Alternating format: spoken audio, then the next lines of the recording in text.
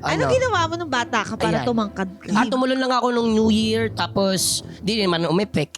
Mukha nga eh. Mr. Buboy, alam talaga namin ang ginawa mo, pampatangkad. Tumangkad ka na yan lagi na yan.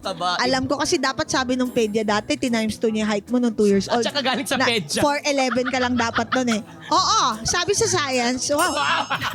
Dapat 4'11 lang ang estimate sa'yo, naging 5'2 ka. Oo. Ano yung, alam namin kung bakit. Bakit? At alam na din yan ng resource person natin ngayon linggo. Uy, wow. Let us all welcome the very wowy Maui Taylor!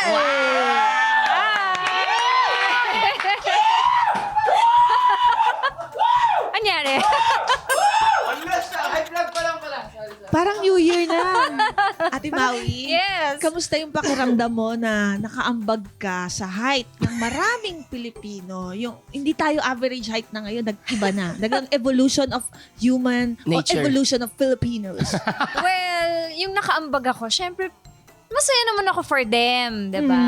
Happy ako na kahit papano naging instrumento ko para tumangkad sila. Opo. Ewan ko nga lang ano nangyari kay Buboy. Ay, naku. Oo. Actually, may sinasabi daw po sila, dapat daw po. Ang daming... Ano sabi? Teka, wait lang. Ang daming boys ngayon ha? Yes! Ikaw sa third floor ka. Hindi.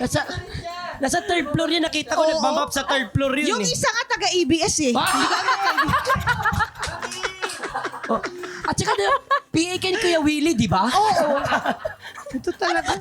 Anyways, gusto ko lang po tanungin, isang matinong tanong. Lights on, lights off po. Ay, Lights off.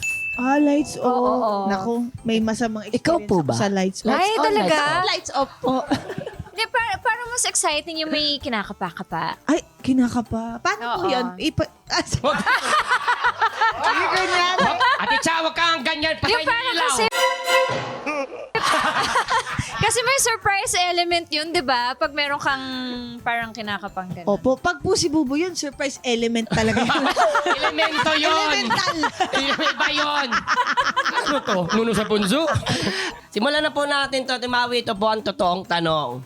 Nung reklamo mo! Ang reklamo ko, bakit ikaw ang vice chair? Uy! Yes po! Nag-text. Joke lang. Hindi, yung totoo reklamo ko, taas ng kuryente Uy, grabe yan. Ibang klase, parang grabe, nag-times 2 yata. Uy, hindi lang. Yung iba nga, ano ba kanting lote? Tapos may bill, 4,000? Saan yung kuryente? Asan nung yung ano? poste ng Meralco doon? Anong nangyari? Totoo. Magkano po ang kuryente, if I may ask? Hindi, actually, naka-solar naman ako. Oh, sorry. Oh, Solar. The thing is, pansin ko, kahit naka-solar ako, dumoble siya.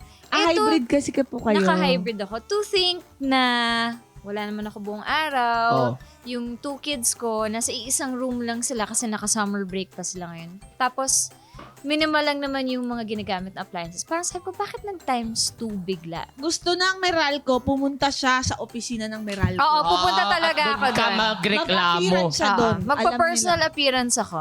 All the way. All the way. All the way. All the way. Basta gusto mong all the way. Oo, I know.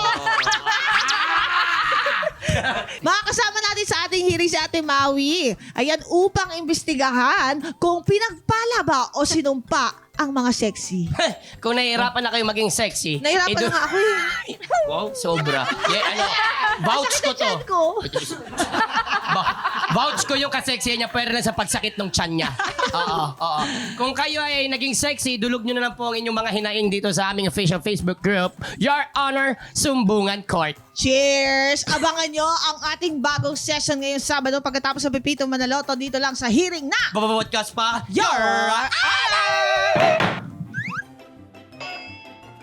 Available sa YouTube channel ng Yulol, Spotify at Apple Podcasts. Naka-live stream din po kami kada Sabado ng gabi sa Yulol. Pagkatapos ng Pipita Manaloto. Join na sa ating official Facebook page